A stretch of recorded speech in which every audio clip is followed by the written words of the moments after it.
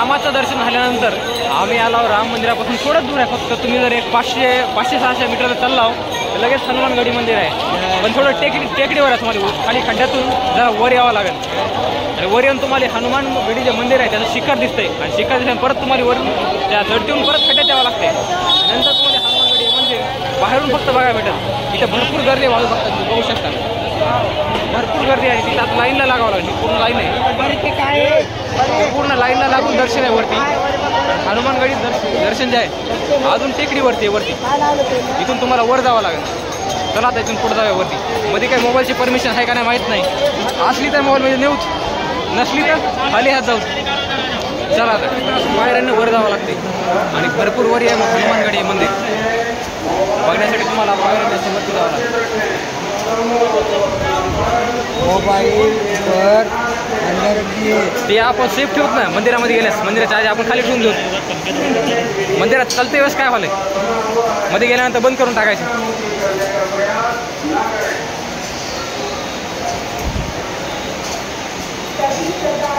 बरी चल तू पायानं खाली होऊन खाली पायानं. मला वाटलं होतं हनुमानगडी मंदिर थोडं चढल्यानंतर तर मंदिर येईल, पण मंदिर काय आलं नाही. अजून वरती पायऱ्या लागल्या, अजून वर जावं लागले. बघा म्हाताऱ्या माणसाचे चेहरे चढून चढून पायऱ्या सुकले एकदम. ते म्हाताऱ्या माणसाला चढता येईल वरी. पायऱ्या बघून जीव चालला म्हाताऱ्या माणसाचा. दर्शन झाल्यानंतर जेव्हा जीव येईल.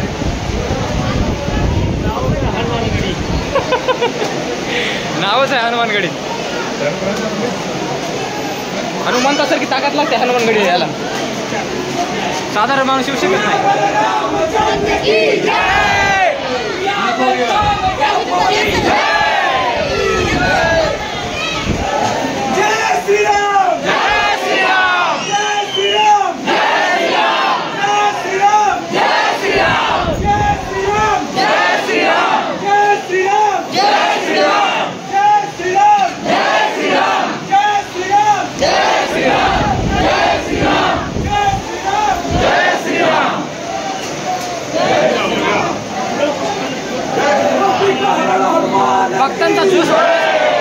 भक्तांचा जोश वाढवण्यासाठी घोषणा चालू होते श्रीरामाची.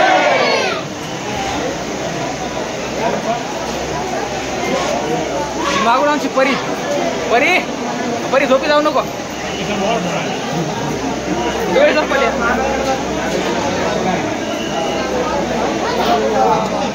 फायनली मित्रांनो मंदिर आलं. पाहू शकता तुम्ही.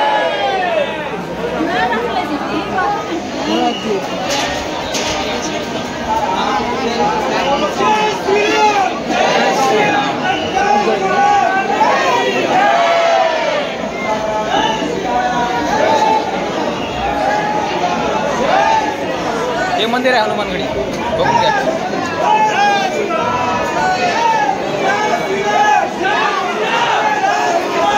रामाच्या घोषणा लागल्या तुम्हाला. जय श्रीराम. मधल्या साईडनं तुम्हाला हनुमानगडी बघायला भेटेल. या पद्धतीमध्ये हनुमानगडी मंदिर सध्याच्या कंडिशनमध्ये आहे. मला वाटतं भरपूर दिवसानंतर याला कलर पेंट वगैरे केलेलं नाही आहे. भरपूर जुनं आहे पेंट केलेलं मंदिर.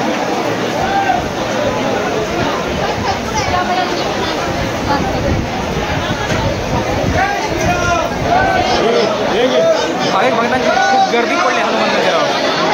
एवढा प्रसाद दाखवायचा नाही, तो कुणाचा प्रसाद देवापर्यंत पोहोचते का नाही की. प्रसाद तर भरपूर जण दाखवले. दर्शन तिकडूनच वाटतं समोरून. साईडनं दर्शन झालंय.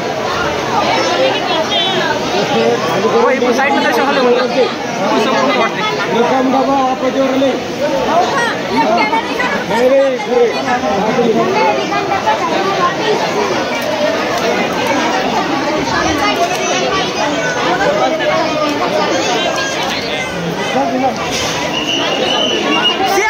रामचंद्र की